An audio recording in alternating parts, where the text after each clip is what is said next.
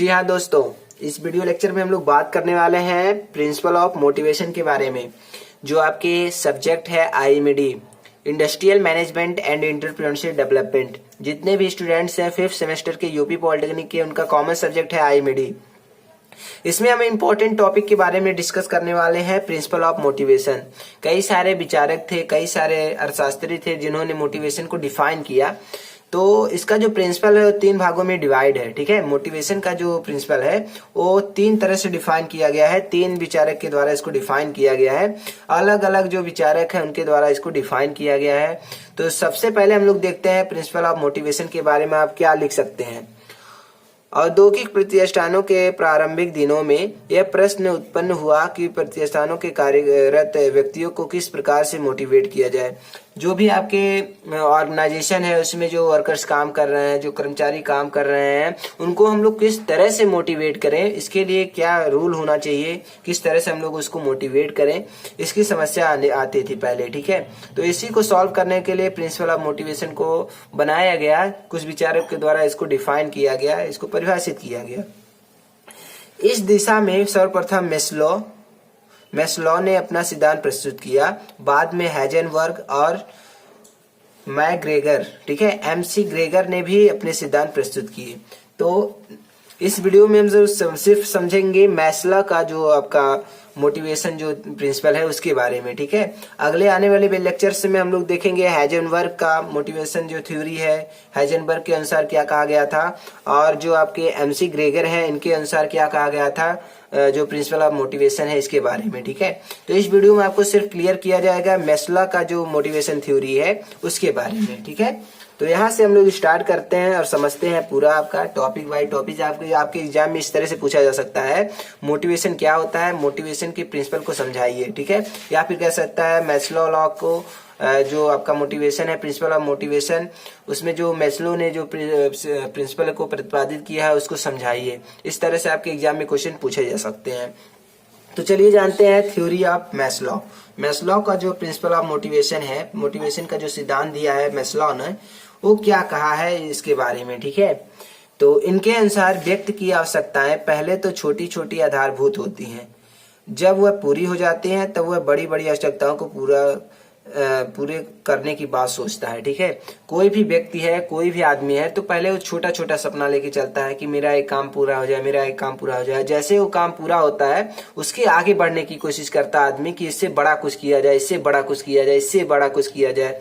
इस तरह से इन्होंने बताया था कि जो भी आवश्यकता है, जो भी व्यक्ति की आवश्यकता है, वो पहले तो छोटी छोटी होती है, लेकिन बाद में चल के जैसे जैसे वो आवश्यकता, छोटी छोटी आवश्यकता जो पूरी हो जाती है, उसके बाद में चल के जो उसके अंदर आएगा बड़ी बड़ी आएगा। ठीक है, मान लेते हैं छोटी कोई आवश्यकता है, मान लेते हैं कि मुझको मोबाइल लेना है। ठीक है, मोबाइल मैंने ले लिया, इसके बाद हम सोचेंगे कि लैपटॉप ले लें, लैपटॉप मैंने ले लिया, इसके बाद सोचेंगे हम बाइक ले लें, बाइक ले लेंगे, इसके बाद सोचेंगे हम कार ले लें, तो कार। इस तरह से बढ़ती जाएगी, जो भी हमारी आवश्यकता है इस तरह से बढ़ती जाती है।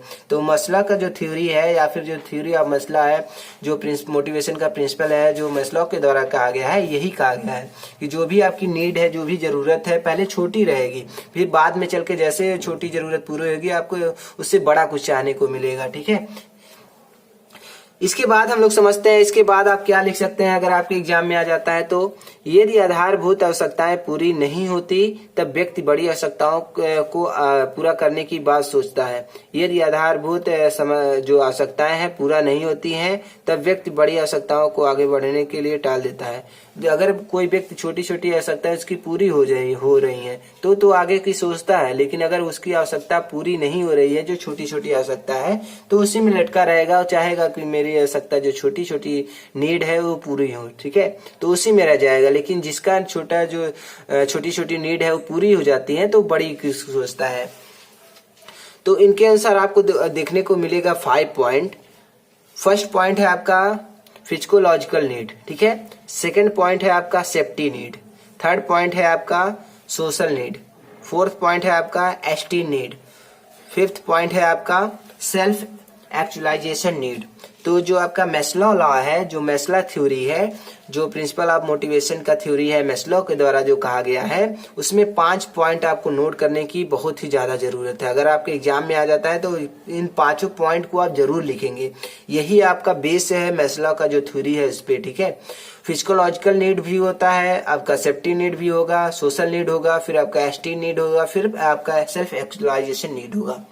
तो सबसे पहले हम लोग समझते हैं कि जो आपका फिजियोलॉजिकल नीड है वो क्या है। इसका हिंदी होता है शारीरिक आवश्यकताएं, ठीक है। फिजियोलॉजिकल नीड्स का मतलब क्या है, शारीरिक आवश्यकताएं।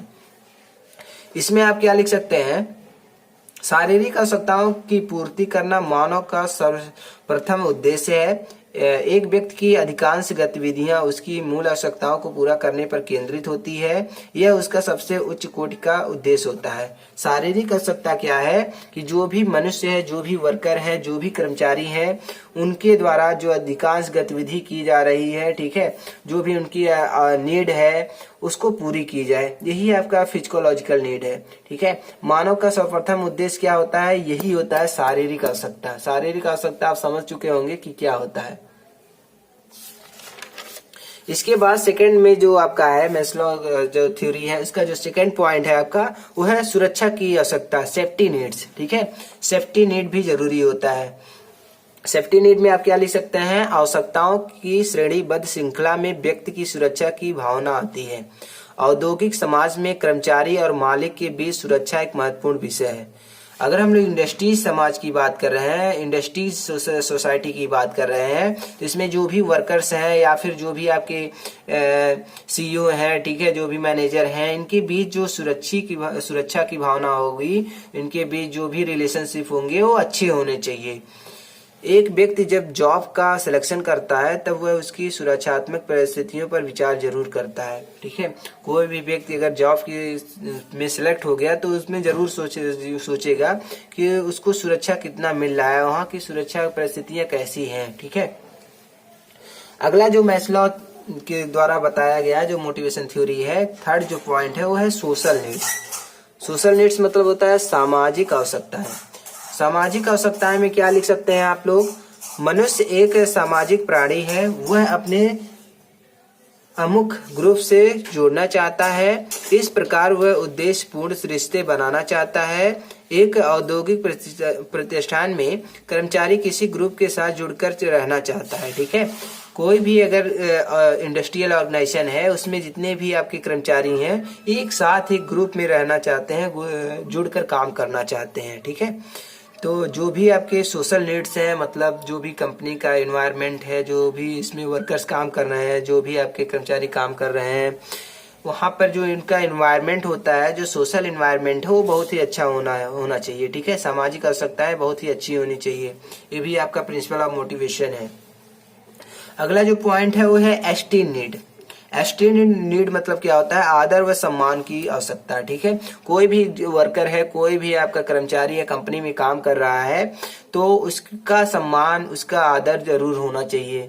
कोई भी मैनेजर है, कोई भी आपका लाइन लीडर है, कोई भी हुआ, आप सब आपके बड़े पोस्ट पे है, तो उसका सम्मान आदर तो जरूर होना चाहिए। कुछ ऐसी भावनाएं होनी चाहिए जिससे वो आपको समझ सके कि बहुत अच्छा, बढ़िया है, ठीक है। इसमें आप क्या लिख सकते हैं, आदर व सम्मान की आवश्यकताओं का relation self confidence, self respect से होता है। इसमें व्यक्ति को अपनी कीमत का बोध होता है, ठीक है। एस्टीम नीड मतलब क्या है, आदर और सम्मान।